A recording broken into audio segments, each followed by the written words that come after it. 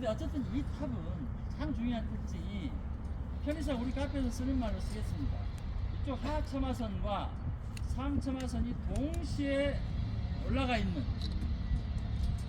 말 그대로 점점 신라탑이 실제 지붕과는 좀 다른 모습이라면 아랫부분이 우리 실제 지붕처럼 이렇게 끝부분이 이렇게 올라가 있는 이런 상첨화선과 하첨화선이 올라가 있는 특징을 가지고 있는 것이 이 옥회석의 가장 중요한 특징 중에 하나입니다.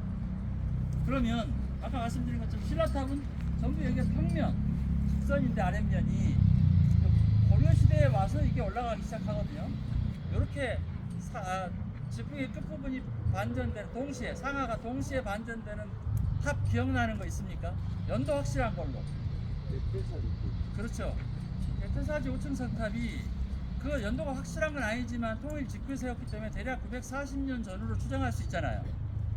왕건이 고려를 통일한 게 936년이고 그러니까 그 직후라고 보면 대략 한 940년경 이렇게 얘기를 합니다.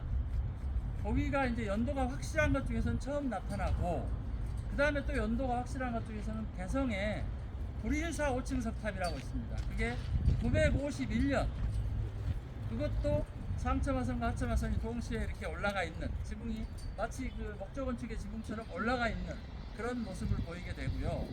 그 다음에 금산사 5층 석탑 982년 역시 연도가 있는 것 중에서는 그게 이렇게 올라가고 그 다음에 그보다 몇 년 뒤에 993년으로 역시 추정되는 저기 안성의 미륵당 5층 석탑 기억나시죠? 그 미륵당 큰 그 석굴 앞에 탑 하나 찌그러지게 있던 탑신접시 있잖아요.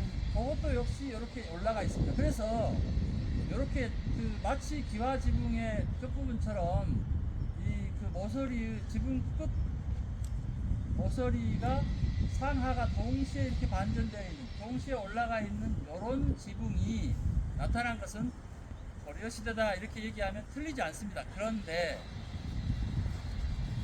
신라탑으로 얘기되는 것 중에도 이렇게 올라가 있는 게 있습니다. 신라탑으로 얘기되는 것 탑이 어떤 탑이 있냐면 우리 다 같이 지난번에 그 광주 답사 때 광주 정심사 기억나십니까?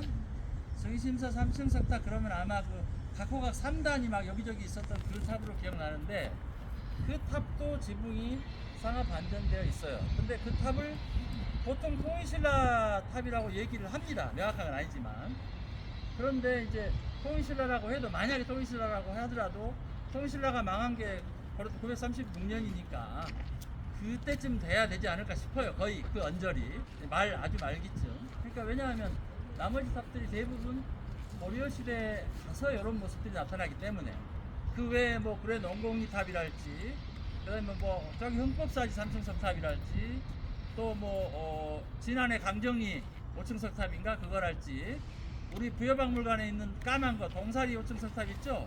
랄지 많습니다 이게.